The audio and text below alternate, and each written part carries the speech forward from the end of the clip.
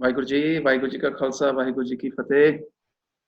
ਵਾਹਿਗੁਰੂ ਜੀ ਕਾ ਖਾਲਸਾ, ਵਾਹਿਗੁਰੂ ਜੀ ਕੀ ਫਤਿਹ। ਵੀਰਾ ਜੀ ਚੜ੍ਹਦੀ ਕਲਾ ਜੀ, ਵਾਹਿਗੁਰੂ ਜੀ। ਸ਼ਬਦ ਅਤੇ ਛੰਦ, ਘਰਾਂ ਦੇ ਪ੍ਰਕਾਰ ਨੂੰ ਸਾਹਮਣੇ ਰੱਖ ਕੇ ਛੰਤਾਂ ਦੇ ਵਿੱਚ ਘਰਾਂ ਦੇ ਕਿੰਨੇ ਪ੍ਰਕਾਰ ਨੇ ਔਰ ਸ਼ਬਦਾਂ ਵਿੱਚ ਘਰਾਂ ਦੇ ਕਿੰਨੇ ਪ੍ਰਕਾਰ ਨੇ। ਅਸੀਂ ਜਿਹੜੇ ਹੁਣ ਅਮੂਮਨ ਗੱਲ ਕਰਦੇ ਹਾਂ, ਆਮ ਤੌਰ ਤੇ ਜਿਹੜੀ ਗੱਲ ਚੱਲਦੀ ਹੈ ਕਿ 17 ਘਰ ਨੇ। ਇਹ ਸਾਰੇ ਦੇ ਸਾਰੇ 17 ਘਰ ਸ਼ਬਦਾਂ ਦੇ ਨੇ।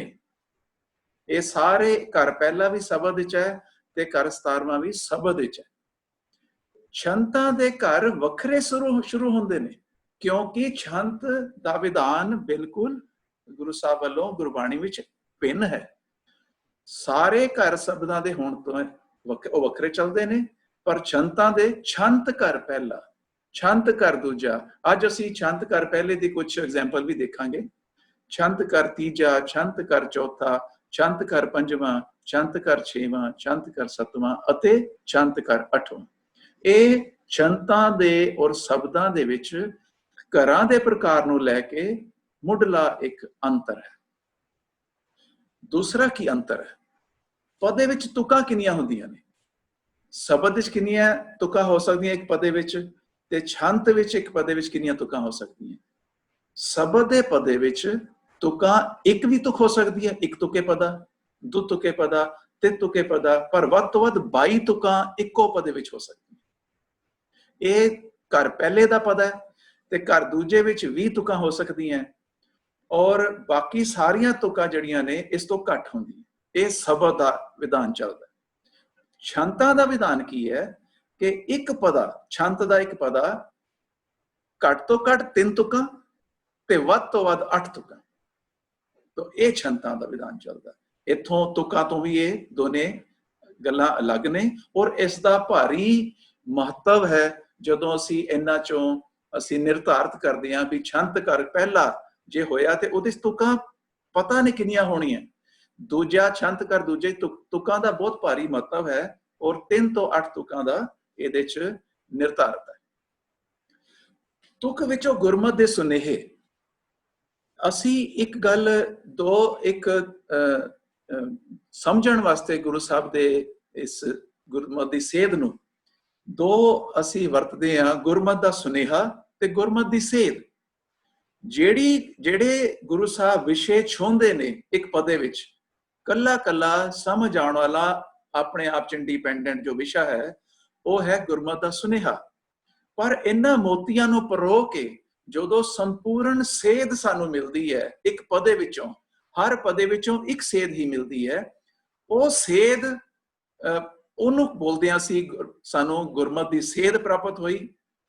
ਇੱਕ ਸੁਨੇਹਾ ਜੋ ਹੈ ਉਹ ਸੁਨੇਹਾ ਪੂਰਾ ਵੀ ਹੋ ਸਕਦਾ ਹੈ, ਅਧੂਰਾ ਵੀ ਹੋ ਸਕਦਾ ਹੈ। ਸੁਨੇਹਾ ਸੁਨੇਹਾ ਹੈ। ਤੋ ਇਸ ਕਰਕੇ ਗੁਰਮਤਿ ਦਾ ਸੁਨੇਹਾ ਇੱਕ ਪਦੇ ਵਿੱਚ ਇੱਕ ਤੋਂ ਵੱਧ ਸੁਨੇਹੇ ਹੋ ਸਕਦੇ ਨੇ।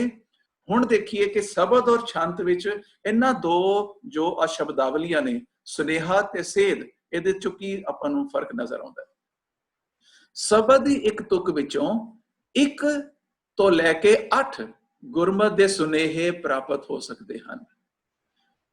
ਇੱਕ ਕਦੋਂ ਹੁੰਦਾ ਹੈ? ਜਦੋਂ ਘਰ ਪਹਿਲਾ ਹੁੰਦਾ ਹੈ, ਹਰ ਤੁਕ ਵਿੱਚੋਂ ਇੱਕ ਘਰ ਇੱਕ ਗੁਰਮਤਿ ਦਾ ਸੁਨੇਹਾ। ਪਰ ਜਦੋਂ ਘਰ 13ਵਾਂ ਹੁੰਦਾ ਹੈ, 2 ਤੁਕੇ ਪਦਾ ਹੈ, ਇੱਕ ਤੁਕ ਚ 8 ਘਰ, ਦੂਜੀ ਤੁਕ ਚ 5 ਘਰ, ਤੇ ਜਦੋਂ 8 ਘਰ ਮਿਲਦੇ ਨੇ ਤਾਂ ਵੱਧ ਤੋਂ ਵੱਧ ਇਸ ਤਰ੍ਹਾਂ ਹਰ ਘਰ ਇੱਕ ਗੁਰਮਤਿ ਦਾ ਸੁਨੇਹਾ। ਤੋਂ ਇਸ ਤਰ੍ਹਾਂ 8 ਵੱਧ ਤੋਂ ਵੱਧ ਗੁਰਮਤਿ ਦੇ ਸੁਨੇਹੇ ਸਾਨੂੰ ਮਿਲ ਸਕਦੇ ਨੇ ਸ਼ਬਦ ਦੀ ਇੱਕ ਤੁਕ ਚੋਂ। ਪਰ ਛੰਤ ਵਿੱਚ ਇਸ ਤਰ੍ਹਾਂ ਨਹੀਂ ਹੋ ਸਕਦਾ। ਛੰਤ ਵਿੱਚ ਇੱਕ ਤੁਕ ਵਿੱਚ ਹਰ ਸਮੁੱਚੀ ਤੁਕ ਵਿੱਚੋਂ ਇੱਕ ਗੁਰਮਤਿ ਦਾ ਸੁਨੇਹਾ। ਤਾਂ ਇਹ ਇੱਕ ਜਿਹੜਾ ਉੱਥੇ ਇੱਕ ਗੁਰਮਤਿ ਦਾ ਸੁਨੇਹਾ ਕੇਵਲ ਘਰ ਪਹਿਲੇ ਚੋਂ ਹੈ। ਘਰ ਪਹਿਲੇ ਵਾਲੀ ਗੱਲ ਛੰਤਾਂ ਦੇ ਸਾਰੇ ਘਰਾਂ 'ਚ ਚੱਲਦੀ ਹੈ, ਉਹ ਉਸ ਦਾ ਆਪਾਂ ਅੱਗੋਂ ਵਿਚਾਰਦੇ ਹਾਂ। ਤਾਂ ਇੱਕ ਮੁੱਢਲਾ ਮਹੱਤਵਪੂਰਨ ਇਹਨਾਂ ਦਾ ਅੰਤਰ ਸ਼ਬਦ ਔਰ ਛੰਤ। ਗੁਰਮਤਿ ਦੇ ਸੁਨੇਹੇ ਵਿੱਚ ਜਿਹੜੀ ਆਪਾਂ ਗੱਲ ਕੀਤੀ ਹੈ, ਗੁਰਮਤਿ ਦੇ ਸੁਨੇਹੇ ਸੇਧ ਬਣਾਉਂਦੇ ਆ। ਹੁਣ ਇਹਨਾਂ ਗੁਰਮਤਿ ਦੇ ਕੱਲੇ ਕੱਲੇ ਸੁਨੇਹੇ ਵਿੱਚ ਘਰ ਕਿੰਨੇ ਹੋ ਸਕਦੇ ਨੇ, ਇਹਦੇ ਵਿੱਚ ਕੀ ਅੰਤਰ ਹੈ ਸ਼ਬਦ ਦਾ ਤੇ ਛੰਤ ਦਾ? ਸ਼ਬਦ ਦਾ ਹਰ ਗੁਰਮਤਿ ਦਾ ਸੁਨੇਹਾ ਇੱਕ ਜਾਂ ਦੋ ਘਰਾਂ ਦਾ ਹੁੰਦਾ ਹੈ। ਇੱਕ ਘਰ ਦਾ ਸੁਨੇਹਾ ਹੋਏਗਾ ਘਰ ਪਹਿਲੇ ਵਿੱਚ, ਤੇ ਘਰ ਤੀਜੇ ਤੋਂ ਬਾਅਦ ਸਾਰੇ ਘਰਾਂ ਵਿੱਚ। ਜਿੰਨਵਾਂ ਘਰ ਉਹਨੇ ਸੁਨੇਹੇ, ਹਰ ਸੁਨੇਹੇ ਵਿੱਚ ਇੱਕ ਘਰ, ਪਰ ਘਰ ਦੂਜੇ ਵਿੱਚ ਹਰ ਦੋ ਘਰਾਂ ਦਾ ਇੱਕ ਸੁਨੇਹਾ। ਇਹਦਾ ਮਤਲਬ ਇਹ ਹੋਇਆ ਕਿ ਸ਼ਬਦ ਦਾ ਸੁਨੇਹਾ ਜਾਂ ਤੇ ਇੱਕ ਘਰ ਦਾ ਹੁੰਦਾ ਹੈ ਜਾਂ ਦੋ ਘਰਾਂ ਦਾ ਹੁੰਦਾ ਹੈ। ਪਰ ਛੰਤਾਂ ਵਿੱਚ ਗੁਰਮਤਿ ਦਾ ਸੁਨੇਹਾ, ਕਿਉਂਕਿ ਇੱਕ ਤੁਕ ਵਿੱਚ ਇੱਕ ਸੁਨੇਹਾ ਹੋਣਾ ਹੈ, ਇੱਕ ਤੁਕ ਵਿੱਚ ਇੱਕ ਘਰ ਹੋ ਸਕਦਾ ਹੈ, ਦੋ ਘਰ ਹੋ ਸਕਦੇ ਨੇ, ਜਾਂ ਤਿੰਨ ਘਰ ਹੋ ਸਕਦੇ ਨੇ। ਇਸ ਕਰਕੇ ਗੁਰਮਤਿ ਦਾ ਸੁਨੇਹਾ ਛੰਤ ਵਿੱਚੋਂ ਇੱਕ, ਦੋ ਜਾਂ ਤਿੰਨ ਘਰਾਂ ਦਾ ਹੋ ਸਕਦਾ ਹੈ। ਅਗਲਾ, ਹੁਣ ਗੁਰਮਤਿ ਦੀ ਸੇਧ ਨੂੰ ਲੈ ਕੇ ਕੀ ਫਰਕ ਹੈ? ਸ਼ਬਦ ਦੇ ਹਰ ਪਦੇ ਵਿੱਚੋਂ ਇੱਕ ਗੁਰਮਤਿ ਦੀ ਸੇਧ ਪ੍ਰਾਪਤ ਹੁੰਦੀ ਹੈ। ਇਹ ਬਿਲਕੁਲ ਦੋਨਾਂ ਦਾ ਬਰਾਬਰ ਹੈ। ਹਰ ਛੰਤ ਵਿੱਚੋਂ ਵੀ ਇੱਕ ਗੁਰਮਤਿ ਦੀ ਸੇਧ ਪ੍ਰਾਪਤ ਹੁੰਦੀ ਹੈ। ਇਹ ਦੋਨਾਂ ਦਾ ਬਿਲਕੁਲ ਬਰਾਬਰ ਹੈ। ਪਰ ਸ਼ਬਦ ਦੇ ਹਰ ਪਦੇ ਦੇ ਹਰ ਘਰ ਦੇ ਮੇਲ ਦੇ ਨਾਲ, ਜਿੰਨੇ ਘਰ ਨੇ, ਹਰ ਘਰ ਨੂੰ ਪਰੋਣਾ ਪਏਗਾ ਸ਼ਬਦ ਦੀ ਸਮੁੱਚੀ ਸੇਧ ਨੂੰ ਲੈਣ ਵਾਸਤੇ। ਪਰ ਛੰਤਾਂ ਵਿੱਚ ਇਉਂ ਨਹੀਂ ਹੈ। ਛੰਤਾਂ ਵਿੱਚ ਹਰ ਤੁਕ ਇੱਕ ਸੁਨੇਹਾ ਦਿੰਦੀ ਹੈ। ਅਸੀਂ ਤੁਕਾਂ ਨੂੰ ਪਰੋਣੇ, ਹਰ ਘਰ ਨੂੰ ਨਹੀਂ ਪਰੋਂਦੇ। ਜਦ ਕਿ ਸ਼ਬਦ ਵਿੱਚ ਹਰ ਘਰ ਨੂੰ ਅਸੀਂ ਦੂਸਰੇ ਘਰ ਦੇ ਨਾਲ ਮਿਲਦੇ ਹਾਂ ਤੇ ਸਾਨੂੰ ਸਮੁੱਚੀ ਗੁਰਮਤਿ ਦੀ ਸੇਧ ਮਿਲਦੀ ਹੈ। ਛੰਤਾਂ ਵਿੱਚ ਇੱਕ ਤੁਕ ਨੇ ਸਾਨੂੰ ਇੱਕ ਸੁਨੇਹਾ ਦਿੱਤਾ, ਉਹ ਇੱਕ ਘਰ ਦਾ ਹੈ, ਦੋ ਦਾ ਹੈ ਕਿ ਤਿੰਨ ਦਾ ਹੈ। ਉਹ ਸੁਨੇਹੇ ਨੂੰ ਦੂਜੀ ਤੁਕ ਨਾਲ, ਜੇ ਤਿੰਨ ਤੁਕੇ ਪਦ ਹੈ, ਅਸੀਂ ਤਿੰਨ ਸੁਨੇਹੇ ਜੋੜ ਰਹੇ ਹਾਂ। ਜੇ ਚਾਰ ਤੁਕੇ ਪਦ ਹੈ, ਚਾਰ ਸੁਨੇਹੇ ਜੋੜ ਰਹੇ ਹਾਂ ਛੰਤਾਂ ਵਿੱਚ। ਪਰ ਹੋ ਸਕਦਾ ਹੈ ਕਿ ਤੁਕਾਂ ਦੋ ਹੀ ਹੋਣ ਤੇ ਸੁਨੇਹੇ ਸਾਨੂੰ 13 ਜੋੜਨੇ ਪੈ ਜਾਣ ਸ਼ਬਦਾਂ ਵਿੱਚ, ਕਿਉਂਕਿ ਹਰ ਘਰ ਨੂੰ ਅਸੀਂ ਚੁੱਕਣਾ ਹੈ ਜਦੋਂ ਸੰਪੂਰਨ ਸੇਧ ਸਥਾਪਿਤ ਹੋਣੀ ਹੈ ਇੱਕ ਪਦੇ ਦੀ। ਇਹ ਸ਼ਬਦ ਔਰ ਛੰਤ ਦਾ ਇੱਕ ਹੋਰ ਮਹੱਤਵਪੂਰਨ ਫਰਕ ਹੈ। ਛੰਤਾਂ ਦੇ ਘਰਾਂ ਦੇ ਨਿਰਧਾਰਨ ਵਿੱਚ ਛੰਤਾਂ ਦੀਆਂ ਤੁਕਾਂ ਦਾ ਬੜਾ ਭਾਰੀ ਮਹੱਤਵ ਹੈ। ਤੇ ਤੁਕੇ ਪਦਾ ਕੇਵਲ ਛੰਤ ਕਰ 8 ਵਿੱਚ ਹੁੰਦਾ ਹੈ, ਤੇ ਜਿਸ ਛੰਤ ਉੱਪਰ ਲਿਖਿਆ ਛੰਤ, ਥੱਲੇ ਤੁਕਾਂ ਨੇ 3, ਇਹ ਛੰਤ ਕਰ 8ਵਾਂ ਹੈ। ਅਮੂਮਨ ਛੰਤ ਕਰ 8 ਲਿਖਿਆ ਹੁੰਦਾ ਹੈ, ਛੰਤ ਕਰ 8ਵਾਂ, ਤੇ ਥੱਲੇ ਤੁਕਾਂ ਹਮੇਸ਼ਾ 3 ਹੀ ਹੋਣਗੀਆਂ। ਇਹਦੇ ਅਜਿਹੇ ਛੰਤ ਕਰ 8ਵੇਂ ਦੀ ਕਿਸੇ ਛੰਤ ਵਿੱਚ 3 ਤੋਂ ਵੱਧ ਤੁਕਾਂ ਨਹੀਂ ਹੋ ਸਕਦੀਆਂ, 3 ਤੋਂ ਘੱਟ ਹੁੰਦੀਆਂ ਨਹੀਂ। ਚਾਰ ਤੁਕੇ ਪਦਾ ਜੋ ਹੈ, ਇਹ ਛੰਤ ਕਰ ਪਹਿਲੇ ਦਾ ਹੋ ਸਕਦਾ ਹੈ, ਛੰਤ ਕਰ ਚੌਥੇ ਦਾ ਹੋ ਸਕਦਾ ਹੈ, ਤੇ ਛੰਤ ਕਰ 5ਵੇਂ ਦਾ ਹੋ ਸਕਦਾ ਹੈ। ਇਹਨਾਂ ਵਿੱਚ ਅੱਗੋਂ ਅੰਤਰ ਹੈ, ਇਹ ਇਹਨਾਂ ਦੀ ਅੱਗੋਂ ਪਛਾਣ ਕਿਵੇਂ ਹੋਣੀ। 5 ਤੁਕੇ ਪਦਾ ਕੇਵਲ ਛੰਤ ਕਰ ਦੂਜੇ ਵਿੱਚ ਹੁੰਦਾ ਹੈ। 7 ਤੁਕੇ ਪਦਾ ਕੇਵਲ ਛੰਤ ਕਰ ਦੂਜੇ ਵਿੱਚ ਹੁੰਦਾ ਹੈ। 8 ਤੁਕੇ ਪਦਾ ਕੇਵਲ ਛੰਤ ਕਰ ਚੌਥੇ ਵਿੱਚ ਹੁੰਦਾ ਹੈ। ਤੋ ਇਸ ਤਰ੍ਹਾਂ ਇਹ ਕਿਵੇਂ ਇੱਕ ਸਥਾਪਿਤ ਹੋਇਆ? ਗੁਰੂ ਸਾਹਿਬ ਨੇ ਜਿਹੜੇ ਇਸ਼ਾਰੇ ਉੱਪਰ ਕੀਤੇ ਹੋਏ ਨੇ ਛੰਤ ਦੇ ਉੱਪਰ ਲਿਖਤਾ, ਤੇ ਸਾਡੇ ਵਾਸਤੇ ਇਹ ਹੁਣ ਉਹ ਪੱਕੀ ਬਣ ਗਿਆ, ਵਿਧਾਨ ਬਣ ਗਿਆ। ਉਹ ਫਿਰ ਅੱਗੋਂ ਲਾਗੂ ਹੁੰਦਾ ਸਾਰਿਆਂ ਤੇ। ਜਦ ਤੱਕ ਛੰਤ ਕਰ ਚੌਥਾ ਚੱਲੇਗਾ 8 ਤੁਕਾਂ ਚੱਲਣਗੀਆਂ, ਜਦ ਤੱਕ ਛੰਤ ਕਰ ਦੂਜਾ ਚੱਲੇਗਾ 7 ਤੁਕਾਂ ਚੱਲਣਗੀਆਂ। ਤੁਕਾਂ ਬਦਲਣਗੀਆਂ ਤੇ ਛੰਤ ਬਦਲੇਗਾ। ਉਹ ਅਕਸਰ ਇੱਕ ਦੋ ਵਾਰੀ ਦੱਸ ਦਿੰਦੇ ਨੇ ਪਾਤਸ਼ਾਹ, ਅਸੀਂ ਉਹ ਫਿਰ ਉਸਨੂੰ ਵਿਧਾਨ ਤੇ ਨੋਟ ਕਰ ਲੈਂਦੇ ਹਾਂ। ਤੋ ਇਸ ਤਰ੍ਹਾਂ ਇਹ ਸਾਰੀ ਨਿਯਮਾਵਲੀ ਸਥਾਪਿਤ ਹੋਈ। ਤੋ ਘਰ ਦਾ ਨਿਰਧਾਰਨ ਵਿੱਚ ਬੜਾ ਭਾਰੀ ਅੰਤਰ ਹੈ ਸ਼ਬਦ ਔਰ ਛੰਤ ਦਾ। ਸ਼ਬਦਾਂ ਦੇ ਪਦਿਆਂ ਵਿੱਚ ਅਸੀਂ ਘਰਾਂ ਨੂੰ ਜੋੜ ਦਿੰਦੇ ਹਾਂ ਵੀ ਜੇ ਘਰ ਚੌਥੇ ਦਾ ਸ਼ਬਦ ਹੈ ਤੇ ਪਦੇ ਵਿੱਚ 4 ਘਰ ਜੋੜ ਦਿੰਦੇ ਹਾਂ, 1 2 3 4, ਉਹਦੇ ਕੁੱਲ ਜੋੜ 4 ਹੋਣਾ ਚਾਹੀਦਾ ਹੈ। ਘਰ 5ਵੇਂ ਵਿੱਚ 5 ਘਰ ਮਿਲਦੇ ਨੇ, 6ਵੇਂ ਵਿੱਚ 6 ਮਿਲਦੇ ਨੇ, 8ਵੇਂ ਵਿੱਚ 8 ਮਿਲਦੇ ਨੇ, 10ਵੇਂ 10 ਮਿਲਦੇ ਨੇ। ਪਰ ਛੰਤਾਂ ਵਿੱਚ ਇਸ ਤਰ੍ਹਾਂ ਨਹੀਂ ਹੁੰਦਾ, ਅਸੀਂ ਜੋੜਦੇ ਨਹੀਂ ਹਾਂ। ਇਸੇ ਕਰਕੇ ਜਦੋਂ ਅਸੀਂ ਜਦੋਂ ਲਿਖਦੇ ਹਾਂ ਘਰਾਂ ਨੂੰ, ਸ਼ਬਦਾਂ ਦੇ ਘਰਾਂ ਨੂੰ, ਅਸੀਂ 2 ਜਮਾ 2 ਲਿਖ ਦਿੰਦੇ ਹਾਂ, 1 ਜਮਾ 3 ਲਿਖ ਦਿੰਦੇ ਹਾਂ। ਇੱਥੇ ਜਮਾ ਦਾ ਚਿੰਨ੍ਹ ਨਹੀਂ ਲਾਉਂਦੇ, ਇੱਥੇ ਕੌਮੇ ਦਾ ਚਿੰਨ੍ਹ ਲਾਉਂਦੇ ਹਾਂ, ਕਿਉਂਕਿ ਇਹ ਦੇਖਣਾ ਇਹ ਹੁੰਦਾ ਹੈ ਕਿ ਪਹਿਲੀ ਤੁਕ ਵਿੱਚ ਘਰ ਕਿੰਨੇ ਨੇ, ਦੂਜੀ ਤੁਕ ਵਿੱਚ ਘਰ ਕਿੰਨੇ ਨੇ, ਤੀਜੀ ਤੁਕ ਵਿੱਚ ਘਰ ਕਿੰਨੇ ਨੇ। ਤੇ ਉਹ ਘਰ ਨੂੰ ਜੋੜਨਾ ਨਹੀਂ ਹੈ, ਪਰ ਉਹਨਾਂ ਦੇ ਘਰਾਂ ਦੇ ਹੋਣ ਦੇ ਨਾਲ। ਤੋਂ ਇਸ ਤਰ੍ਹਾਂ ਛੰਤਾਂ ਦੇ ਘਰਾਂ ਦੀ ਪਛਾਣ ਬੜੀ ਅਹਿਮ ਹੈ ਕਿ ਇਸ ਤੁਕ ਵਿੱਚ 1 ਘਰ ਹੈ, ਇਹ 2 ਘਰ ਨੇ ਕਿ 3 ਘਰ ਨੇ, 3 ਤੋਂ ਵੱਧ ਹੁੰਦੇ ਨਹੀਂ। ਤੋਂ ਇਹ ਬੜਾ ਭਾਰੀ ਅੰਤਰ ਹੈ। ਜਦ ਕਿ 8 ਘਰ ਵੀ ਹੋ ਸਕਦੇ ਨੇ ਇੱਕ ਤੁਕ ਵਿੱਚ, ਜਦੋਂ ਸ਼ਬਦਾਂ ਦੀ ਤੁਕ ਹੈ। ਹੁਣ ਅਸੀਂ ਇਹਦੇ 'ਚ ਜੋੜਨਾ ਨਹੀਂ ਹੈ, ਪਰ ਜਿਸ ਤਰ੍ਹਾਂ ਦਾ ਉਹ ਬਣਿਆ ਹੋਇਆ, ਜਿਸ ਤਰ੍ਹਾਂ ਪਏ ਨੇ ਘਰ, ਉਸ ਤਰ੍ਹਾਂ ਉਹਨਾਂ ਨੂੰ ਸਮਝਣਾ ਵੀ ਇਹ ਪਹਿਲੀਆਂ 2 ਤੁਕਾਂ ਨਿਕਲ ਗਈਆਂ, 6 ਤੁਕੇ ਪਦ ਹੈ, 2 ਘਰ ਪਹਿਲੀ ਤੁਕਾਂ ਚ ਨੇ, ਇਹ ਛੰਤ ਘਰ ਪਹਿਲਾ। ਪਹਿਲੀਆਂ ਦੋਨਾਂ ਤੁਕਾਂ ਚ ਇੱਕ ਇੱਕ ਘਰ ਹੈ, 6 ਤੁਕੇ ਪਦ ਹੈ, ਇਹ ਛੰਤ ਘਰ ਦੂਜਾ ਹੈ। ਤੋ ਇਸ ਤਰ੍ਹਾਂ ਵਿਧਾਨ ਇਹ ਚੱਲਦਾ ਹੈ। ਤੋ ਇਹ ਮੁੱਢਲਾ ਜੋ ਸਾਡੀ ਪਹਿਲੀ ਵਿਚਾਰ ਸੀ ਕਿ ਸ਼ਬਦਾਂ ਤੇ ਛੰਤਾਂ ਵਿੱਚ ਆਪਣੇ ਆਪ ਵਿੱਚ ਕੀ ਅੰਤਰ ਹੈ ਤੇ ਘਰ ਦੇ ਸੰਦਰਭ ਵਿੱਚ ਇਹਨਾਂ ਦਾ ਮੁੱਖ ਕੀ ਅੰਤਰ ਹੈ। ਤੇ ਅਸੀਂ ਇਸ ਨੂੰ ਅਗਲਾ ਵਿਚਾਰ ਕਰਦੇ ਹਾਂ ਹੁਣ ਕਿ ਛੰਤ ਦੇ, ਹੁਣ ਛੰਤ ਤੇ ਘਰ ਦੀ ਆਪਾਂ ਮੁੱਢਲੀ ਵਿਚਾਰ ਕਰ ਲਈ। ਛੰਤ ਬਾਰੇ ਇੱਕ ਵਿਚਾਰ ਕਰੀਏ ਕਿ ਛੰਤ ਕੀ ਹੈ। ਇੱਕ ਇਹ ਹੁਣ ਪ੍ਰੈਜੈਂਟੇਸ਼ਨ ਆ ਰਹੀ ਹੈ ਆਪ ਜੀ ਪਾਸ? ओके जी। ओके ओके चलो जी।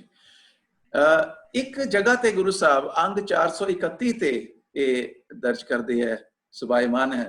आसा महला पंजवा बिरहड़े घर चौथा छंता की जत।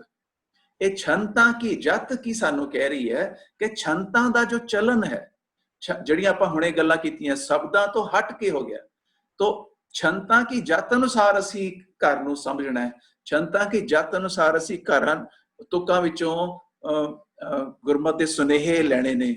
छंता की जत अनुसार असी इहदे गुरमत दी सेध नूं स्थापित करना है। तो ये सारे जो वक्री नियमावली है जिहड़ी शब्दां तो भिन्न होई जा रही है, उहदे विच ओह इशारा छंता की जत विच छुपिया होया। छंता दे घरां दे प्रकार ਅਸੀਂ ਇਹ ਵਿਚਾਰ ਕੀਤੀ ਹੈ ਕਿਉਂਕਿ ਹੁਣ ਅਸੀਂ ਹੁਣ ਤੁਲਨਾ ਨਹੀਂ ਕਰ ਰਹੇ ਸ਼ਬਦ ਦੇ ਨਾਲ। ਹੁਣ ਛੰਤਾਂ ਦੀ ਆਪਣੀ ਵਿਚਾਰ ਚੱਲ ਰਹੀ ਹੈ ਕਿ ਛੰਤਾਂ ਵਿੱਚ 8 ਤਰ੍ਹਾਂ ਦੇ ਘਰ ਹੁੰਦੇ ਨੇ ਔਰ ਇੱਕ ਛੰਤ ਵਿੱਚ 3 ਤੋਂ 8 ਤੁਕਾਂ ਹੁੰਦੀਆਂ ਨੇ। ਛੰਤਾਂ ਵਿੱਚ ਗੁਰਮਤ ਦਾ ਸੁਨੇਹਾ, ਹਰ ਤੁਕ ਵਿੱਚੋਂ ਇੱਕ ਗੁਰਮਤ ਦਾ ਸੁਨੇਹਾ ਪ੍ਰਾਪਤ ਹੁੰਦਾ ਹੈ। ਅਸੀਂ ਹੁਣ ਜਦੋਂ ਛੰਤ ਘਰ ਪਹਿਲਾ ਦੀ ਵਿਚਾਰ ਸ਼ੁਰੂ ਕਰਾਂਗੇ ਉਹਦੇ ਵਿੱਚ ਇਹਨਾਂ ਨੂੰ ਲਾਗੂ ਕਰਾਂਗੇ ਕਿ ਕਿਸ ਤਰ੍ਹਾਂ ਇੱਕ ਸੁਨੇਹਾ ਪ੍ਰਾਪਤ ਹੋ ਰਿਹਾ। ਛੰਤਾਂ ਦੇ ਹਰ ਗੁਰਮਤ ਦੇ ਸੁਨੇਹੇ ਵਿੱਚ ਇੱਕ ਘਰ ਹੋ ਸਕਦਾ ਹੈ, 2 ਘਰ ਹੋ ਸਕਦੇ ਨੇ ਤੇ 3 ਘਰ ਹੋ ਸਕਦੇ ਨੇ। ਇੱਕ ਤੁਕ ਵਿੱਚ 1, 2 ਤੇ 3 ਘਰ ਕਿਵੇਂ ਬਣਦੇ ਨੇ ਛੰਤਾਂ ਦੇ, ਇਹ ਬੜਾ ਹੀ ਵਿਲੱਖਣ ਔਰ ਬੜਾ ਹੀ ਯੂਨੀਕ ਇਹ ਪਾਤਸ਼ਾਹ ਦਾ ਸਿਸਟਮ ਹੈ। ਇਸ ਨੂੰ ਆਪਾਂ ਸਮਝਦੇ ਹਾਂ। ਛੰਤ ਵਿੱਚ ਗੁਰਮਤ ਦੀ ਸੇਧ, ਹਰ ਛੰਤ ਵਿੱਚੋਂ ਇੱਕ ਗੁਰਮਤ ਦੀ ਸੇਧ ਪ੍ਰਾਪਤ ਹੁੰਦੀ ਹੈ ਔਰ ਛੰਤ ਦੀ ਹਰ ਤੁਕ ਵਿੱਚੋਂ ਇੱਕ ਗੁਰਮਤ ਦਾ ਸੁਨੇਹਾ ਪ੍ਰਾਪਤ ਹੁੰਦਾ ਹੈ। ਛੰਤ ਦਾ ਹਰ ਗੁਰਮਤ ਦਾ ਸੁਨੇਹਾ 1, 2 ਜਾਂ 3 ਘਰਾਂ ਦੇ ਮੇਲ ਨਾਲ ਬਣਦਾ ਹੈ ਤੇ ਛੰਤ ਦੇ ਸਾਰੇ ਗੁਰਮਤ ਦੇ ਸੁਨੇਹਿਆਂ ਦੇ ਮੇਲ ਨਾਲ ਛੰਤ ਦੀ ਗੁਰਮਤ ਦੀ ਸੇਧ ਸਥਾਪਿਤ ਹੁੰਦੀ ਹੈ। ਛੰਤਾਂ ਦੇ ਘਰ ਦਾ ਨਿਰਧਾਰਣ ਸਮੁੱਚੇ ਪੌਦੇ ਤੋਂ ਹੁੰਦਾ ਹੈ ਤੇ ਹਰ ਤੁਕ ਵਿੱਚ ਕਿੰਨੇ ਕਿੰਨੇ ਘਰ ਨੇ ਉਸ ਦਾ ਸਾਰਾ ਉਸ ਵਿਧਾਨ ਦੇ ਨਾਲ ਜਦੋਂ ਲੱਗਦਾ ਸਾਡੇ ਸਾਹਮਣੇ ਆ ਗਿਆ, ਉਹ ਕੋਡ ਡੀਕੋਡ ਕਰਨ ਵਾਲੀ ਗੱਲ ਹੈ। ਸਾਡੇ ਸਾਹਮਣੇ ਪਾਤਸ਼ਾਹ ਦੱਸਦੇ ਨੇ ਜੇ 6 ਤੁਕੇ ਛੰਤ ਹੈ, ਜਿਸ ਤਰ੍ਹਾਂ ਆਪਾਂ ਵਿਚਾਰ ਕੀਤੀ, ਪਹਿਲੀਆਂ 2 ਤੁਕਾਂ ਚ 2-2 ਘਰ ਹੋਣਗੇ ਤਾਂ ਉੱਥੋਂ ਹੀ ਸਥਾਪਿਤ ਹੋ ਗਿਆ 6 ਤੁਕੇ ਹੈ, ਪਹਿਲੀਆਂ 2 ਤੁਕਾਂ 2-2 ਘਰ, ਇਹ ਛੰਤ ਘਰ ਪਹਿਲਾ। ਪਹਿਲੀ 2 ਤੁਕਾਂ ਵਿੱਚ ਇੱਕ ਇੱਕ ਘਰ, ਇਹ ਵੀ ਹੁਣ ਆਪਾਂ ਅੱਗੋਂ ਵਿਚਾਰ ਕਰਦੇ ਹਾਂ ਕਿ ਇਸ ਤਰ੍ਹਾਂ ਕਿ ਛੰਤਾਂ ਦੇ ਘਰਾਂ ਦਾ ਨਿਰਧਾਰਣ ਹਰ ਤੁਕ ਵਿੱਚ ਕਿੰਨੇ ਘਰ ਨੇ ਔਰ ਤੁਕਾਂ ਕਿੰਨੀਆਂ ਨੇ, ਇਹਨਾਂ 2 ਚੀਜ਼ਾਂ ਨੂੰ ਮਿਲਾ ਕੇ ਛੰਤਾਂ ਦਾ ਘਰ ਦਾ ਨਿਰਧਾਰਣ ਹੋ ਜਾਂਦਾ ਹੈ। ਜੇਕਰ ਛੰਤ ਵਿੱਚ 3 ਤੁਕਾਂ ਨੇ तो छंत कर 8वां। छंत जे 4 तुका ने, हुण इहनूं किवें देखांगे? छंत कर पहला भी हो सकता है, चौथा भी हो सकता है ते 5वां भी हो सकता है। हुण आपां 4 तुके छंतां दी अग्गों गल करिए। जेकर चारे तुकां विच एक एक घर होए तां छंत कर 5वां। जेकर चारे तुकां विच 2-2 घर होण ते छंत कर पहला।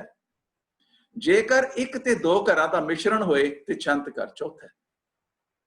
तो इस तरह ये साडे सामने छंत कर चौथा और पहला और 5वां, जे 4 तुके छंत ने ते वो आपस विच किस तरह ये पातशाह ने बिल्कुल वखरे वखरे रखे हुए हैं। जेकर छंत विच 5 तुका ने ते सीधा ही छंत कर दूजा है।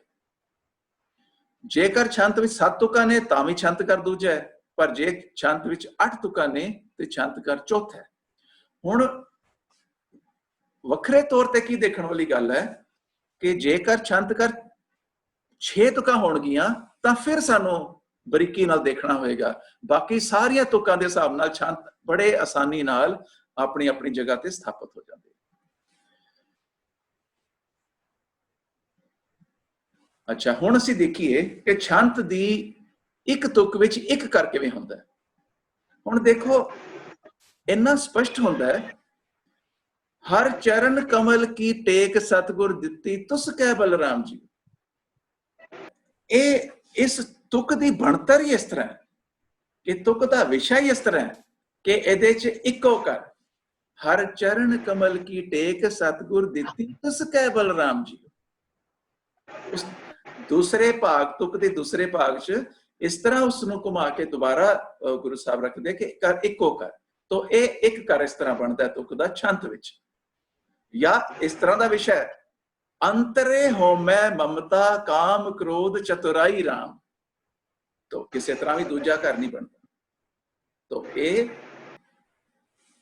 ਇਹ ਅੱਛਾ, ਇਹ ਹੋ ਗਿਆ ਜੀ। ਇਹ ਹੁਣ ਛੰਤ ਦੀ ਇੱਕ ਤੁਕ ਵਿੱਚ ਇੱਕ ਕਰ ਕਿਵੇਂ ਬਣਦਾ ਹੈ, ਇਹ ਸਾਡੇ ਸਾਹਮਣੇ ਇੱਕ ਦੋ ਤੁਕਾਂ, ਇੱਕ ਤੁਕ ਵਿੱਚ ਹੁਣ ਦੋ ਕਰ ਕਿਵੇਂ ਹੁੰਦੇ ਨੇ।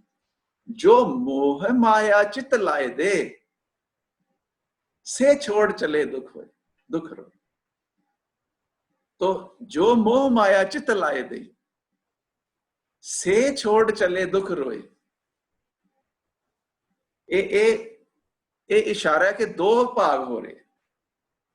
ਤੋ ਇਹ ਦੋ ਜਿਹੜੀਆਂ ਦੋ ਚੀਜ਼ਾਂ ਨੇ ਇਹਦੇ ਚੋਂ ਛੰਤ ਦੀਆਂ ਦੋ ਕਰ ਕਿਸ ਤਰ੍ਹਾਂ ਆ ਰਹੇ ਨੇ। ਪਰ ਛੰਤ ਦੇ ਵਿੱਚ ਤਿੰਨ ਕਰ ਜਦੋਂ ਬਣਦੇ ਨੇ ਉਹ ਹੋਰ ਵੀ ਬੜਾ ਵਿਲੱਖਣ ਹੈ ਕਿ ਪਹਿਲੇ ਦੋ ਘਰਾਂ ਦੇ ਆਖਰੀ ਜੋ ਅੱਖਰ ਨੇ ਉਸ ਦਾ ਉਚਾਰਨ ਬਿਲਕੁਲ ਇਨ ਬਿਨ ਹੋਏਗਾ।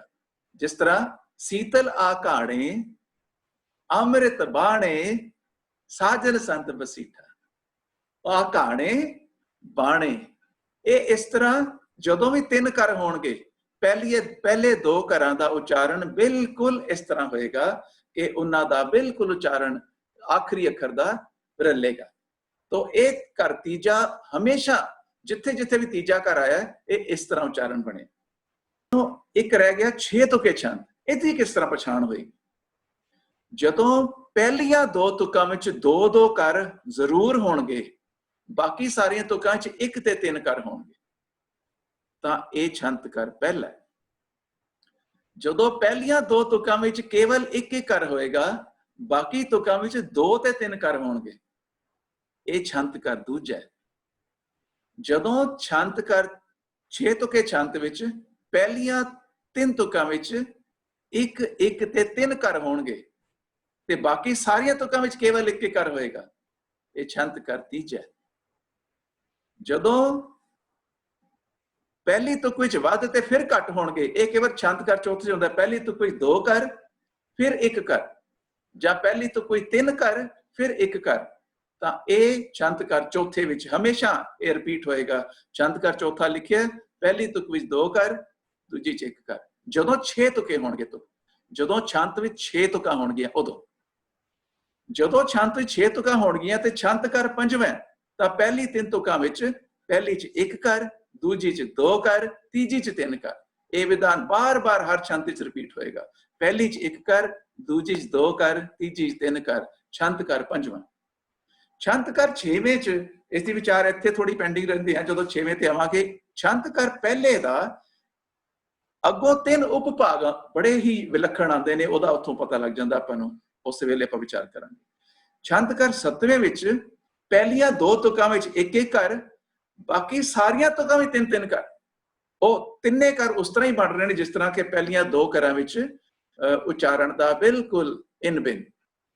ਤੇ ਛੰਤ ਕਰ 8ਵਾਂ 6 ਤੁਕੇ ਵਾਲਾ ਪਹਿਲੀਆਂ ਦੋ ਤੁਕਾਂ ਵਿੱਚ ਤਿੰਨ ਤਿੰਨ ਕਰ, ਉਸ ਤਰ੍ਹਾਂ ਹੀ ਉਚਾਰਨ ਵਾਲਾ, ਪਹਿਲੀਆਂ ਦੋ ਦਾ ਬਿਲਕੁਲ ਸੇਮ ਉਚਾਰਨ, ਤੀਜਾ ਇੱਕ ਕਰ ਹੋਰ, ਪਹਿਲੀਆਂ ਦੋਨਾਂ ਤੁਕਾਂ 'ਚ ਤਿੰਨ ਤਿੰਨ ਕਰ, ਫਿਰ ਤੀਸਰੀ ਤੁਕੀ ਦੋ ਕਰ।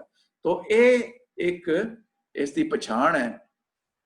ਔਰ ਇਸ ਦੇ ਨਾਲ ਇੱਕ ਹੋਰ ਗੱਲ ਆਉਂਦੀ ਹੈ ਕਿ ਰਹਾਉ ਦਾ ਪਦਾ ਛੰਤਾਂ ਵਿੱਚ ਕਿਉਂ ਨਹੀਂ ਹੁੰਦਾ? ਉਹ ਇਸ ਕਰਕੇ ਨਹੀਂ ਹੁੰਦਾ ਕਿ ਰਹਾਉ ਦੇ ਪਦੇ ਵਿੱਚ ਦੀ ਜਗ੍ਹਾ ਕਿੱਥੇ ਹੈ। 6 ਦੇ 6 ਤੁਕਾਂ ਵਿੱਚ, 4 ਦੀਆਂ 4 ਤੁਕਾਂ ਵਿੱਚ, 3 ਦੀਆਂ 3 ਤੁਕਾਂ ਵਿੱਚ ਤਾਂ ਬਿਲਕੁਲ ਬੰਨਿਆ ਹੋਇਆ। ਹਰ ਤੁਕ ਵਿੱਚ ਕਿੰਨੇ ਘਰ ਨੇ, ਇਸ ਘਰ ਨੇ ਕੰਟਰੀਬਿਊਟ ਕਰਨਾ, ਇਸ ਘਰ ਨੇ ਨਿਰਧਾਰਿਤ ਕਰਨ ਵਿੱਚ ਸਹਾਈ ਹੋਣਾ। ਤੇ ਰਹਾਉ ਦਾ ਪਦਾ ਜਿਸ ਤਰ੍ਹਾਂ ਸ਼ਬਦਾਂ 'ਚ ਆਉਂਦਾ ਹੈ ਕਿ ਸ਼ਬਦ ਦਾ ਜੋ ਉਹ ਵਾਲਾ ਪਦਾ ਜਿਸ ਦਾ ਘਰ ਸ਼ਬਦ ਦੇ ਬਾਕੀ ਪਦਿਆਂ ਦੇ ਘਰ ਤੋਂ ਰਿਹਾ ਹੋਇਆ, ਭਿੰਨ ਹੈ, ਵੱਖਰਾ ਹੈ, ਉਹ ਰਹਾਉ ਦਾ ਪਦਾ ਹੈ। ਇੱਥੇ ਉਸ ਦੀ ਗੁੰਜਾਇਸ਼ ਹੀ ਨਹੀਂ ਹੈ। ਇਸ ਕਰਕੇ ਨਾ ਇਹ ਹੁੰਦਾ ਤੇ ਨਾ ਅਸੀਂ ਕਹਿ ਸਕਦੇ ਹਾਂ ਇਹ ਹੋ ਹੀ ਨਹੀਂ ਸਕਦਾ। ਤਾਂ ਇਸ ਤਰ੍ਹਾਂ ਛੰਤ ਦੇ ਵਿੱਚ ਰਹਾਉ ਦਾ ਪਤਾ ਇਸ ਕਰਕੇ ਨਹੀਂ ਹੁੰਦਾ ਕਿਉਂਕਿ ਇਹ ਵਿਚਾਰ ਇੱਥੇ ਹੈ। ਹੁਣ ਅਸੀਂ ਬਰੀਫਲੀ ਛੰਤ ਕਰ ਪਹਿਲੇ ਦੀ ਵਿਚਾਰ ਆਪਾਂ ਕਰਨ ਦੀ ਕੋਸ਼ਿਸ਼ ਕਰਦੇ हैं। बादशाह बख्शिश करने आ गया जी आप जी पास? ठीक है जी। छंत कर जी छंत कर पहले विच तुका 4 तुके हो सकते ने या 6 तुके हो सकते ने। ਇਹਦੇ ਛੰਤ ਵਿੱਚ ਕੇਵਲ 2 6 ਤੁਕੇ ਛੰਤ ਦੀ ਆਪਾਂ ਗੱਲ ਸ਼ੁਰੂ ਕਰ ਚੁੱਕੇ ਹਾਂ ਪਹਿਲਾਂ ਹੀ। ਜਦੋਂ 6 ਤੁਕੇ ਹੋਏਗਾ ਤੇ ਉਹਦੇ ਵਿੱਚ ਪਹਿਲੀਆਂ 2 ਤੁਕਾਂ 'ਚ 2-2 ਕਰ ਹੋਣਗੇ। ਆਪਾਂ ਹੁਣ ਦੇਖਾਂਗੇ ਚ 2-2 ਨਿਕਲਣਗੇ ਕਿਉਂਕਿ ਛੰਤ ਕਰ ਪਹਿਲਾ ਤੇ ਪਹਿਲੀਆਂ 2 ਤੁਕਾਂ 'ਚ 2-2 ਕਰ ਹੋਣਗੇ। ਉੱਥੋਂ ਹੀ ਸਥਾਪਿਤ ਹੋ ਗਿਆ ਕਿ ਇਹ ਛੰਤ ਕਰ ਪਹਿਲਾ। ਪਰ 4 ਤੁਕਾਂ ਵਾਲਾ ਜਿਹੜਾ ਤਿੰਨ ਘਰਾਂ 'ਚ 4 ਤੁਕਾਂ ਹੋ ਸਕਦੀਆਂ। ਅਸੀਂ ਦੇਖੀਏ ਛੰਤ ਕਰ ਪਹਿਲੇ ਦੀ 4 ਤੁਕਾਂ ਕਿਸ ਤਰ੍ਹਾਂ ਹੁੰਦੀਆਂ। ਛੰਤ ਦੀ ਹਰ ਤੁਕ ਵਿੱਚੋਂ ਇੱਕ ਗੁਰਮੁਖ ਦਾ ਸੁਨੇਹਾ ਪ੍ਰਾਪਤ ਹੁੰਦਾ ਹੈ। ਇਹ ਤਾਂ ਛੰਤ ਦਾ ਵਿਧਾਨ ਹੀ ਹੈ। ਛੰਤ ਦੇ ਹਰ ਗੁਰਮੁਖ ਦੇ ਸੁਨੇਹੇ ਵਿੱਚ 2 ਘਰ ਹੁੰਦੇ ਹਨ।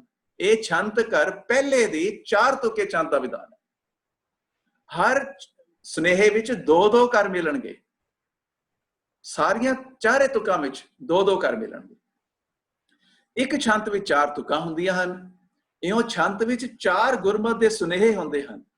ਛੰਤ ਦੇ ਚਾਰੇ ਗੁਰਮੁਖ ਦੇ ਸੁਨੇਹਿਆਂ ਦੇ ਮੇਲ ਦੇ ਨਾਲ ਸਮੁੱਚੇ 4 ਤੁਕੇ ਛੰਤ ਦੀ ਗੁਰਮੁਖ ਦੀ ਸੇਧ ਸਥਾਪਿਤ ਹੁੰਦੀ ਹੈ। ਹਰ ਛੰਤ ਵਿੱਚੋਂ ਇੱਕ ਗੁਰਮੁਖ ਦੀ ਸੇਧ ਮਿਲਦੀ। ਤਾਂ ਇਹ 4 ਤੁਕੇ ਛੰਤ ਜੋ ਅਸੀਂ ਸ਼ਬਦਾਂ ਤੋਂ ਅਸੀਂ ਪਹਿਲੇ ਛੰਤਾਂ ਨੂੰ ਵੱਖਰਾ ਕਰ ਲਿਆ। ਛੰਤਾਂ ਵਿੱਚ ਛੰਤ ਕਰ ਪਹਿਲੇ ਵਿੱਚ ਤੇ ਛੰਤ ਕਰ ਪਹਿਲੇ ਵਿੱਚ 4 ਤੁਕਾ ਛੰਤ ਦਾ ਇਹ ਵਿਧਾਨ ਹੈ। ਹੁਣ ਅਸੀਂ 4 ਤੁਕਾ ਛੰਤ ਦਰਸ਼ਨ ਕਰੀਏ। ਗੁਰਮਤਿ ਮਨ ਅੰਮ੍ਰਿਤ ਵੁੱਠੜਾ ਮੇਰੀ ਜਿੰਦੜੀਏ ਮੁਖ ਅੰਮ੍ਰਿਤ ਬੈਣ ਅਲਾਇਰਾ। ਸਪਸ਼ਟ 2 ਘਰ ਹਰ ਤੁਕ ਵਿੱਚ 2 ਘਰ ਆਣਗੇ। ਇਹ ਛੰਤ ਕਰ ਪਹਿਲੇ ਦੇ 4 ਤੁਕੇ ਹਰ ਛੰਤ ਵਿੱਚ ਹੋ ਜਾਏਗਾ। ਦੂਸਰੀ ਤੁਕ ਅੰਮ੍ਰਿਤ ਬਾਣੀ ਭਗਤ ਜਨਾ ਕੀ ਮੇਰੀ ਜਿੰਦੜੀਏ ਮਨ ਸੁਣੀਏ ਹਰ ਲਿਵ ਲਾਇਰਾ। ਤੀਜੀ ਤੁਕ ਚਿਰੀ ਵਿਚੁੰਨਾ ਹਰ ਪ੍ਰਭ ਪਾਇਆ ਗਲ ਮਿਲਿਆ ਸਹਜ ਸੁਭਾਏ ਰਾਮ। ਚੌਥੀ ਤੁਕ ਜਨ ਨਾਨਕ ਮਨ ਅਨੰਦ ਪਿਆ ਹੈ ਮੇਰੀ ਜਿੰਦੜੀਏ ਅਨਹਤ ਸ਼ਬਦ ਵਜਾਇਰਾ। ਇਹ ਇਸ ਚਲ ਜਦੋਂ ਸਾਨੂੰ ਇਹ ਥੋੜੀ ਜਿਹੀ ਬੈਕਗ੍ਰਾਉਂਡ ਆਉਂਦੀ ਹੈ, ਜਦੋਂ ਸਾਨੂੰ ਪਹਿਲੇ ਹੀ ਪਤਾ ਹੈ ਕਿ ਛੰਤ ਕਰ ਪਹਿਲੇ ਦੇ 4 ਤੁਕੇ ਵਾਲਾ ਹੈ, ਸਾਨੂੰ ਵਿਧਾਨ ਪਤਾ ਹੈ ਕਿ ਹਰ ਤੁਕ ਵਿੱਚ ਸਾਨੂੰ 2-2 ਕਰ, ਸਾਨੂੰ ਉਹਦੇ ਹਿਸਾਬ ਨਾਲ ਹੀ ਅਸੀਂ ਪਾਠ ਕਰਦੇ ਹਾਂ, ਉਹਦੇ ਹਿਸਾਬ ਨਾਲ ਅਸੀਂ ਸਮਝਦੇ ਹਾਂ, ਇਹਦੇ ਹਿਸਾਬ ਨਾਲ ਅਸੀਂ ਗਾਇਨ ਕਰਦੇ ਹਾਂ। ਇਹ ਹੈ ਘਰਾਂ ਵਿੱਚ ਗਾਉਣਾ। ਇਹ ਹੈ ਗੁਰਮਤਿ ਸੰਗੀਤ ਜਿਹਦੇ ਚ ਪ੍ਰਧਾਨਤਾ ਗੁਰਸ਼ਬਦ ਦੀ ਬਣਦੀ ਹੈ। ਤੇ ਜੋ ਪਾਤਸ਼ਾਹ ਸਾਨੂੰ ਸੁਨੇਹਾ ਦੇ ਰਹੇ ਨੇ, ਹੁਣ ਆਹ ਸੁਨੇਹਾ ਕੀ ਬਣਿਆ? ਗੁਰਮਤਿ ਮਨ ਅੰਮ੍ਰਿਤ ਵੁੱਠੜਾ ਮੇਰੀ ਜਿੰਦੜੀਏ ਮੁਖ ਅੰਮ੍ਰਿਤ ਬੈਣ ਅਲਾਏ ਰਾਮ। ਤੇ ਅਸੀਂ ਇਸ ਸਾਰੇ ਪਦੇ ਵਿੱਚੋਂ ਸਾਨੂੰ ਗੁਰਮਤਿ ਦੀ ਸੇਧ ਕੀ ਮਿਲੀ? ਜਿਸ ਮਨੁੱਖ ਦੇ ਮਨ ਨੂੰ ਅੰਮ੍ਰਿਤ ਬਾਣੀ ਟੁੰਬਦੀ ਹੈ ਉਹ ਅਡੋਲ ਚਿਤ ਹੋ ਬਾਣੀ ਵਿੱਚ ਲੀਨ ਹੋ ਜਾਂਦਾ ਹੈ ਅਤੇ ਬੋਲ ਵੀ ਅੰਮ੍ਰਿਤ ਬਾਣੀ ਜਿਹੇ ਹੋ ਜਾਂਦੇ ਹਨ। ਉਸ ਦੀ ਅਡੋਲਤਾ ਤੇ ਪ੍ਰੇਮ ਸਦਕਾ ਪਰਮਾਤਮਾ ਉਸ ਨੂੰ ਪ੍ਰਵਾਨ ਕਰ ਲੈਂਦਾ ਹੈ। ਸਮੁੱਚੇ ਛੰਤ ਦਾ ਸਾਨੂੰ ਇੱਕ ਸੇਧ ਮਿਲੀ ਜਿਹੜੀ ਕਿ ਪਰੋਈ ਕਿਵੇਂ? ਹਰ ਗੁਰਮਤਿ ਦੇ ਸੁਨੇਹੇ ਦੇ ਨਾਲ। ਹੁਣ ਅਸੀਂ 6 ਤੁਕਾ ਛੰਤ, 2 ਤਰ੍ਹਾਂ ਦੇ ਛੰਤ ਨੇ, ਜਾਂ 4 ਤੁਕੇ ਜਾਂ 6 ਤੁਕੇ। 6 ਤੁਕਾ ਛੰਤ ਕਰ ਪਹਿਲੇ ਸਾਨੂੰ ਪਤਾ ਹੈ ਪਹਿਲੀਆਂ 2 ਤੁਕਾਂ 'ਚ 2 ਕਰ ਹੋਣਗੇ। ਇਹ ਉਹਦੇ 'ਚ ਵਿਧਾਨ ਹੈ। ਇਹ ਜੇ ਛੰਤ ਕਰ ਪਹਿਲਾ ਤੇ ਪਹਿਲੀਆਂ 2 ਤੁਕਾਂ ਵਿੱਚ 2-2 ਕਰ ਜ਼ਰੂਰ ਹੋਣਗੇ। 4 ਤੁਕਾਂ ਛੰਤ ਵਿੱਚ ਸਾਰੀਆਂ ਤੁਕਾਂ 'ਚ 2-2 ਕਰ ਹੋਣਗੇ। ਜਿਵੇਂ ਆਪਾਂ ਹੁਣੇ ਦੇਖੀਏ, ਅੱਗੇ ਚੱਲਦੇ ਹਾਂ ਜੀ। ਛੰਤ ਕਰ ਪਹਿਲਾ 6 ਤੁਕ ਹੈ। ਬਿਹਾਗੜਾ ਮਹੱਲਾ 5ਵਾਂ ਛੰਤ ਕਰ ਪਹਿਲਾ। ਦੇਖੋ ਸੁਭਾਈਮਾਨ ਉੱਤੇ ਕੀਤਾ ਸਿਰਲੇਖ ਵਿੱਚ ਛੰਤ ਕਰ ਪਹਿਲਾ। ਇਹ ਕਰ ਪਹਿਲਾ ਸਬਦ ਤੋਂ ਭਿੰਨ ਹੈ। ਛੰਤ ਕਰ ਪਹਿਲਾ ਇੱਕ ਓंकार सतगुर प्रसाद। हाँ जी। हर का एक अचंभव देखा मेरे लाल जियो जो करे सो धर्म न्यायरा। पहली तुक 2 कर। दूसरी तुक हर रंग अखाड़ा पायोन मेरे लाल जियो ਆਵਣ ਜਾਣ ਸਭਾਏ ਰਾਮ ਹੋ ਜਾਂਦਾ ਹੈ। ਇਸ ਦਾ ਸਮੁੱਚਾ ਸੁਨੇਹਾ ਇਸ ਜਗਤ ਅਖਾੜੇ ਵਿੱਚ ਦੁਨੀਆ ਦਾ ਹਰ ਜੀਵ ਜੰਤ ਸ਼ਾਮਲ ਹੈ। ਪਰਮਾਤਮਾ ਸਭ ਨਾਲ ਨਿਆਂ ਕਰਦਾ ਇਸ ਜਗਤ ਤਮਾਸ਼ੇ ਨੂੰ ਚਲਾ ਰਿਹਾ ਹੈ। ਤੋ ਛੰਤਾਂ ਦਾ ਥੋੜਾ ਇਸੇ ਕਰਕੇ ਮੈਂ ਸ਼ੁਰੂ ਚ ਕਿਹਾ ਕਿ ਸਾਡੀ ਸਾਰੀ ਨਾ ਹੁਣ ਤੱਕ ਵਿਚਾਰ ਸ਼ਬਦਾਂ ਤੇ ਕੇਂਦਰਿਤ ਹੀ ਰਹੀ ਹੈ। ਛੰਤਾਂ ਨੂੰ ਅਸੀਂ ਸ਼ਬਦਾਂ ਵਾਂਗੂ ਪੜ੍ਹਦੇ ਹਾਂ ਤੇ ਛੰਤ ਜਿਹੜੇ ਨੇ ਛੰਤਾਂ ਵਾਂਗੂ ਪੜ੍ਹੇ ਜਾਣੇ। ਛੰਤਾਂ ਕੀ ਜਤ ਦਾ ਭਾਵ ਹੈ। ਤੋ ਇਸ ਦਾ ਚਲਨ, ਇਸ ਨੂੰ ਸਮਝਣਾ, ਇਸ ਦਾ ਵਿਧਾਨ, ਇਸ ਦਾ ਗੁਰੂ ਸਾਹਿਬ ਨੇ ਦੇਖੋ 13 ਘਰ ਲਿਖਣ ਤੋਂ 17 ਘਰ ਲਿਖਣ ਤੋਂ ਬਾਅਦ ਫਿਰ ਦੁਬਾਰਾ ਸ਼ੁਰੂ ਕੀਤਾ ਛੰਤ ਘਰ ਪਹਿਲਾ। ਉਸ ਦਾ ਮਤਲਬ ਇਹ ਹੈ। ਹੁਣ ਆਖਰੀ ਮੇਰੇ ਖਿਆਲ ਸਕਿੰਟੀ ਰਹਿ ਗਏ ਨੇ ਤੇ ਆਪਾਂ ਇੱਥੇ ਫਤਿਹ ਬੁਲਾਉਂਦੇ ਹਾਂ ਇਸ ਵਾਰ ਲਈ। ਅਗਲੇ ਐਤਵਾਰ ਹੋਰ ਆਪਾਂ ਇਸ ਨੂੰ ਥੋੜਾ ਛੰਤਾਂ ਨੂੰ ਜਿਸ ਤਰ੍ਹਾਂ ਦੀ ਆ ਵਿਚਾਰ ਹੈਗੀ, ਇਹ ਮੈਂ ਗਰੁੱਪ ਵਿੱਚ ਸੈਂਡ ਵੀ ਕਰ ਦਾਂਗਾ ਸਾਰੀ ਵਿਚਾਰ ਤੇ ਵੀਡੀਓ ਵੀ ਤੇ ਇਹਦਾ PDF ਵੀ, ਤੇ ਆਪਾਂ ਇਹਨੂੰ ਹੋਰ ਮੰਥਨ ਕਰਦੇ ਹਾਂ ਤੇ ਰਲ ਮਿਲ ਕੇ ਸੰਗਤੀ ਉਦਮ ਦੇ ਨਾਲ ਪਾਤਸ਼ਾਹ ਬਖਸ਼ਿਸ਼ ਕਰਨ। ਵਾਹਿਗੁਰੂ ਜੀ। ਵਾਹਿਗੁਰੂ ਜੀ ਕਾ ਖਾਲਸਾ, ਵਾਹਿਗੁਰੂ ਜੀ ਕੀ ਫਤਿਹ। ਵਾਹਿਗੁਰੂ ਜੀ ਕਾ ਖਾਲਸਾ, ਵਾਹਿਗੁਰੂ ਜੀ ਕੀ ਫਤਿਹ। ਵਾਹਿਗੁਰੂ ਜੀ ਕੀ ਫਤਿਹ।